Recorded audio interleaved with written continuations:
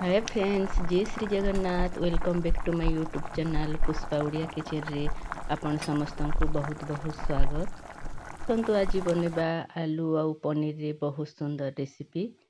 प्रथम आम पनीर को भल भाव धोईदवा, तापर छोट छोट करी काटी नेबा। आलू बड़ साइज रो दुईटा काटी नेबा, तापर पियाज काटी नेबा। ये गरम हो गला पर से अल्प तेल देदेबा, तापर कटा होइथिला पनीर को देदेबा। अल्प अल्प करी भाजी नेबा, ताको भल भाव भाजी नेबा। पनीर को बहुत समय भाजीबेनी, आमे अल्प उषुम पानी नेबा, से हलदी देदेबा। आउ जो भजा होइथिला पनीर को सही पानी रे देदेबा। कढ़ाई रे अल्प तेल देदेबा, जीरा आउ तेजपत्र देदेबा। ये अल्प लंका देदेबा, तापर जो काटा होइथिबा पियाज को से देदेबा।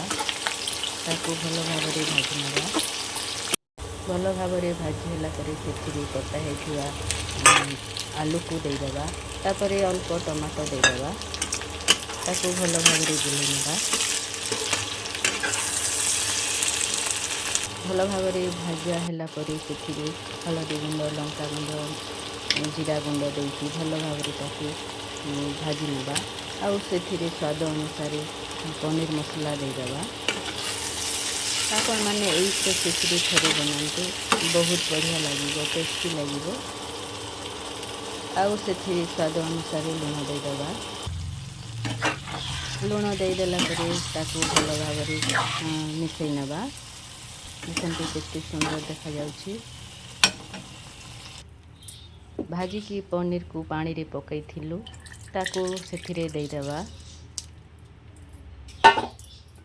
देदेला परे ताको भल भाव आमे ताको मिसई नेबा।